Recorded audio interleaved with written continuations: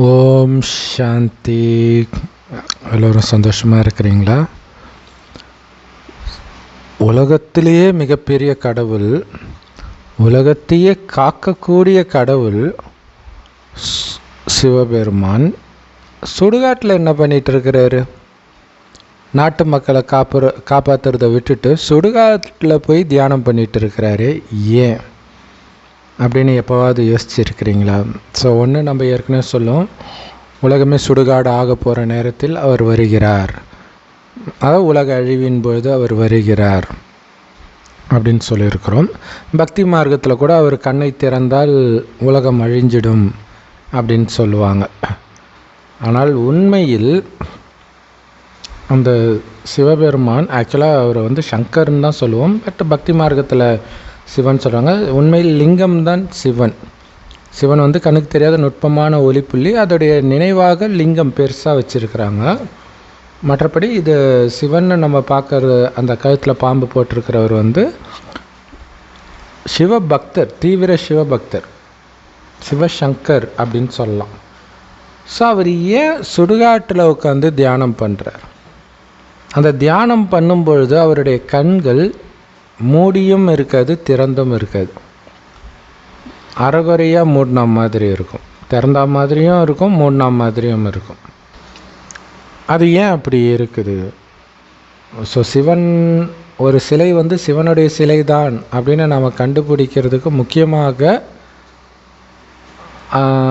அவர் கையில் இருக்கிறது திரிசூலமான்னு பார்ப்போம் இல்லையா? சிவன் கையில் தான் திரிசூலம் இருக்கும். அடுத்தது அந்த கங்கை வருதா, பிறை இருக்குதா, இந்த மாதிரி விஷயங்களை பார்ப்போம். இன்னொரு முக்கியமான விஷயம் சிவனுக்கு மட்டும்தான் இந்து தெய்வங்களில் கிரீடம் இருக்காது. மற்ற எல்லாருடைய தலையிலும் கிரீடம் இருக்கும். அதுக்கு காரணம் என்னென்னா, சிவனை தவிர மற்ற அனைத்து இந்து தெய்வங்களும் சொர்க்கத்தில் வாழ்ந்தவர்கள். இதே பூமி 5000 வருடத்திற்கு முன்பு சொர்க்கமாக தான் கடவுள் படைக்கிறார். அங்கே வாழ்ந்த தெய்வீக குணம் நிரம்பிய மனிதர்களைத்தான் நாம் தேவதைகள் அல்லது தெய்வங்கள்னு சொல்கிறோம். ஸோ அங்கே ராஜாராணி ஆட்சி நடந்ததுனால அவங்க கிரீடம் அணிஞ்சிருக்கிறாங்க. ஆனால் சிவபெருமான் அங்கே வரவே மாட்டார். அதனால தான் அவருக்கு கிரீடம் கிடையாது. ஸோ கடவுள் கடைசி 100 வருடம் ஒரு வயோதிகர் உடலில் இந்த 5000 வருட காலச்சக்கரத்தை பற்றி சொல்கிறார். சொர்க்கமாக நான் படைக்கும் பொழுது மனிதர்களுக்குள்ள காமம், கோபம், பற்று, பேராசை, அகங்காரம் போன்ற அசுர குணங்களே இருக்காது. அது எப்படி சாத்தியம்னா, அவங்களுடைய கவனம் ஆத்மாவில் இருக்கும். ஆத்மாவாகிய நான் கண் வழியாக பார்க்குறேன், வாய் வழியாக பேசுகிறேன், இந்த மாதிரி எண்ணம் இருக்கும். பிறரையும் ஆத்மான்னு தான் பார்ப்பாங்க. ஸோ ஆத்மாவில் தான் அவர்களுடைய கவனம் இருந்தது. ஸோ அதனால் வெளி உலக விஷயத்தில் மயங்காத காரணத்தினால ஆத்மா தெளிவாக இருக்கும். ஸோ அதனால தான் காமம், கோபம் போன்ற மயக்கம் கொடுக்கக்கூடிய விஷயத்தில் ஆத்மா ஈடுபடாது முதல் 2500 வருஷத்துக்கு. ஸோ அதனால் அளவற்ற செல்வம், ஆரோக்கியமான உடல் அனைத்தும் நிரம்பிய சொர்க்கத்தில் இருப்பாங்க. அடுத்த 2500 வருடம் இந்த பூமி நரகமாக ஆகிறதுக்கு முக்கியமான காரணமே நம்ம ஆத்மான்றதில் மறந்து உங்களுடைய கவனம் வெளி உலக விஷயத்தில் மயங்க ஆரம்பிக்கும். அப்போ தான் புலனின்பத்துக்கு அடிமையாகி நிறைய பாவம் செய்வோம். அப்போ தான் காமம், கோபம், பற்று, பேராசை, அகங்காரம் போன்ற அசுர குணங்கள் நமக்குள்ளேருந்து வெளிப்பட்டு நிறைய பாவங்கள் செய்கிறோம். ஸோ அதனுடைய பலனாக கடவுள் கொடுத்த அளவற்ற செல்வம், ஆரோக்கியம், அழகு எல்லாத்தையும் இழந்து இன்றைக்கி இருக்கிற நிலைமையில் நாம் இருக்கிறோம். இப்போ நம்ம எங்கே இருக்கிறோம் அப்படின்னா, கலியுக அழிவின் விளிம்பில் இருக்கிறோம். கலியுகம் அழியிறதுக்கு 100 வருடம் முன்பு சிவபெருமான் ஒரு வயோதிகர் உடலில் சொல்கிறாரு, சொர்க்கமாக நான் படைத்த பூமியில் தேவதையாக இருந்து நீங்கள் அனைத்தையும் இழந்து நிற்பதற்கு காரணம் ஆத்ம உணர்வை மறந்து தேக உணர்வுக்கு வந்தது தான். அதனால தான் புலன் என்பதுக்கு அடிமையானீங்க. இப்போ மீண்டும் நீங்கள் ஆத்ம உணர்வுக்கு வரணும். உடல்னு ஒன்று இருக்கிறதே மறந்துடுங்கன்றார். செத்துட்டீங்கன்னு புரிஞ்சுக்கோங்கன்றார். கரெக்டாக சொல்லணுன்னா, உடம்பு இல்லாமல் ஆத்மா இருந்தால் அதான அர்த்தம். உடம்பை விட்டு ஆத்மா வெளில வந்தால் செத்துடுச்சு அந்த உடம்புன்னு தானே சொல்லுவோம். ஸோ அப்போ செத்து போன எங்கே இருக்கும்? சுடுகாட்டில் தானே இருக்கும். அப்போ நீங்கள் மட்டும் இல்லை, இந்த ஒட்டுமொத்த உலகமே செத்துடுச்சு, அழிஞ்சிடுச்சின்னு புரிஞ்சுக்கோங்கன்றார். அதாவது இந்த கலியுகமே சுடுகாடாக மாறிடுச்சின்னு புரிஞ்சுக்கோங்கன்றார். கடவுள் உலகம் அழியிறதுக்கு முன்னாடி இந்த ஞானத்தை கொடுக்கிறாரு. ஆனால் அழிவதற்கு முன்பே அழிந்ததாக புரிஞ்சுக்கோங்கன்றார். ஏன்னா அழிய போகுது. அப்போ இந்த உலகத்தில்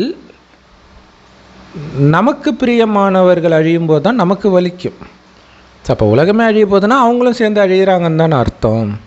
அப்போ தான் கடவுள் சொல்கிறார், என் ஒருவனின் நினைவில் மூழ்கு. சிவபெருமான் செம்பன் நிறமான ஒளி உலகத்தில் நட்சத்திரம் மாதிரி ஜொலிக்கிறார். நம்முடைய ஆத்மா பூர்வ மத்தியில் நட்சத்திரம் மாதிரி ஜொலிக்குது. ஸோ உங்களை ஆத்மான்னு உணர்ந்து சிவபரமாத்மாவை எந்த அளவுக்கு நினைக்கிறீங்களோ அந்த அளவுக்கு மீண்டும் ஆத்ம உணர்வில் நிலை பெறுவீர்கள். ஆத்மாவில் இருக்கக்கூடிய காமம், கோபம், பற்று, பேராசை, அகங்காரம் போன்ற அழுக்குகள் எரிக்கப்படும். ஸோ இப்படி இறைவனை நினைக்கணும். எதுக்கு? ஆத்மாவில் இருக்கிற அழுக்கை எரிக்கிறதுக்கு. அந்த அழுக்கு எங்கேருந்து வந்தது? கலியுகத்தின் விஷயங்களை பார்ப்பதினாலும் கேட்பதினாலும் வந்தது. ஸோ அதனால தான் கடவுள் சொல்கிறார், கலியுகத்தின் விஷயத்தை பார்த்தும் பார்க்காமல் கேட்டும் கேட்காமல் இருங்கள். நான் சொன்ன ஞானத்தை மட்டும் சதா மனதிற்குள் அசை போட்டு கொண்டே இருங்கள் அப்படின்னு சொல்கிறார். ஸோ அப்போ இந்த கலியுக சுடுகாடு என்னை பொறுத்த வரைக்கும் அழிஞ்சு போச்சு. யாரை பார்த்தாலும் நான் உடலற்ற ஆத்மாவாகத்தான் பார்க்கிறேன். அவங்களுக்கு இந்த ஞானத்தை கொடுக்குறேன். அவங்க அதிர்ஷ்டம் இருந்தால் எடுக்கிறாங்க, இல்லைன்னா எடுக்க மாட்டாங்க. ஆனால் கொடுக்க வேண்டியது என்னுடைய கடமை. ஆனாலும் இறைவனுடைய நினைவிலிருந்து அந்த சகோதர ஆத்மாவுக்கு நான் ஞானத்தை கொடுக்கிறேன். மற்றபடி அந்த ஆத்மாவுடைய உடம்போ எதுவுமே என்னுடைய மைண்டில் ரெஜிஸ்டர் ஆகக்கூடாது. அதுக்கு என்ன பண்ணணும்? பார்த்தும் பார்க்காமல் இருக்கணும்.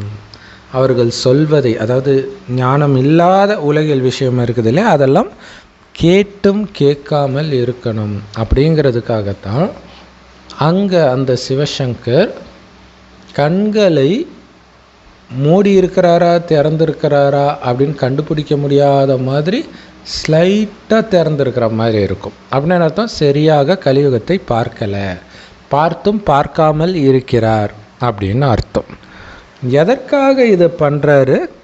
கலியுகத்திலிருந்து வந்த காமம், கோபம், பற்று, பேராசை, அகங்காரம் போன்ற இந்த விகார பாம்புகளிடமிருந்து நம்மை பாதுகாத்து கொள்வதற்காக.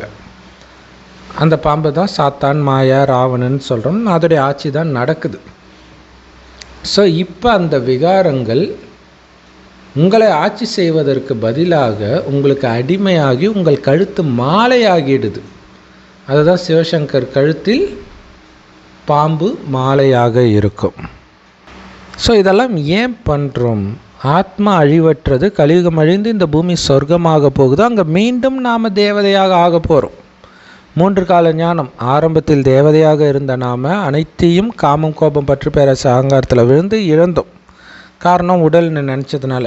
இப்போ மீண்டும் ஆத்மானு உணர்ந்து சிவபரமாத்மாவை நினைவு செய்து ஆத்மாவுக்குள்ள சக்தியை நிரப்புறதன் மூலமாக 5000 வருடத்திற்கு முன்பு இழந்த அத்தனையும், செல்வம், ஆரோக்கியம், அழகு, அதே உறவுகள் அத்தனையும் மீண்டும் நாம் அடைய போகிறோம் அப்படிங்கிறது சதா மனதில் ஞாபகம் இருக்கணும். இந்த ஞானம்.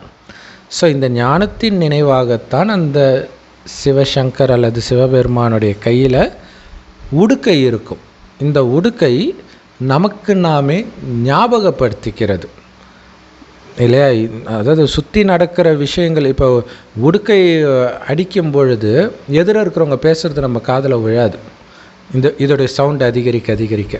ஸோ அப்படி இறைவனுடைய ஞானத்தை மட்டுமே இந்த பூமி சொர்க்கமாக போகுது, நான் தேவதையாக போகிறேன், இதே சிந்தனையில் இருக்கும்போது கலியுகத்தின் கூக்குரல் தெரியாது. கலியுகத்தின் அழிவின் பொழுது அதேமாரி உடுக்கை அடிக்கிறவங்களாம் பார்த்திங்கன்னா அவங்களே ஒரு விதமான ஒரு டான்ஸ் ஆடிட்டே அடிக்கிற மாதிரி இருக்கும். உடம்பு வைப்ரேட் ஆகும். ஸோ அப்போ உடலை மறந்து ஆத்ம உணர்வில் இருப்பதற்கான ஞானத்தை தான் நாம் நமக்குள்ளே சிந்தனை பண்ணுறோம்.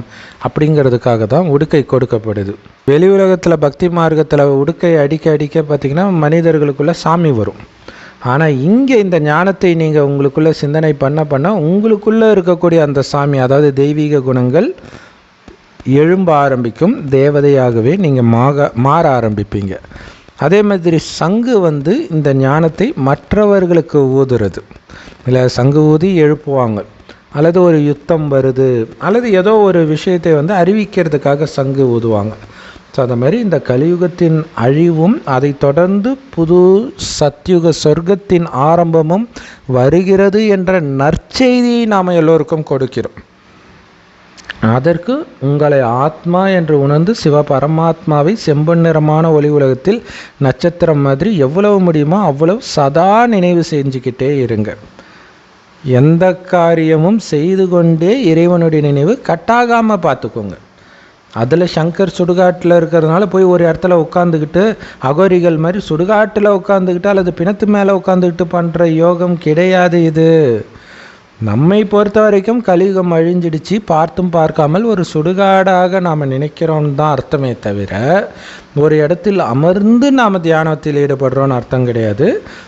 எந்த கைகள் காரியம் செய்ய நம் மனம் தலைவன் ஈஸ்வரனை நினைச்சிக்கிட்டே இருக்கிறது தான் ராஜயோகம்.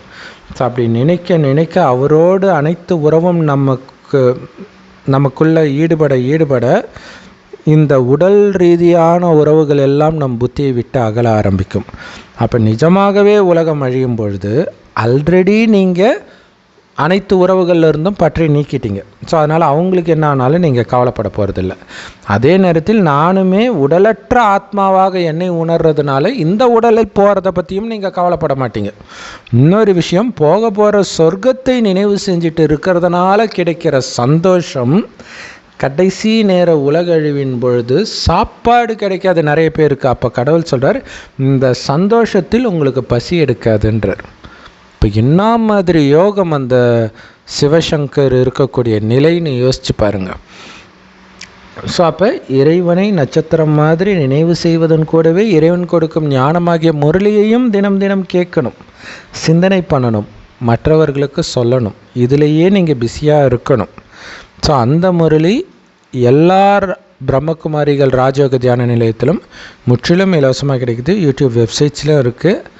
அவசியம் பார்த்து பயன்பெறுங்கள் அன்புள்ள சகோதர சகோதரிகளே.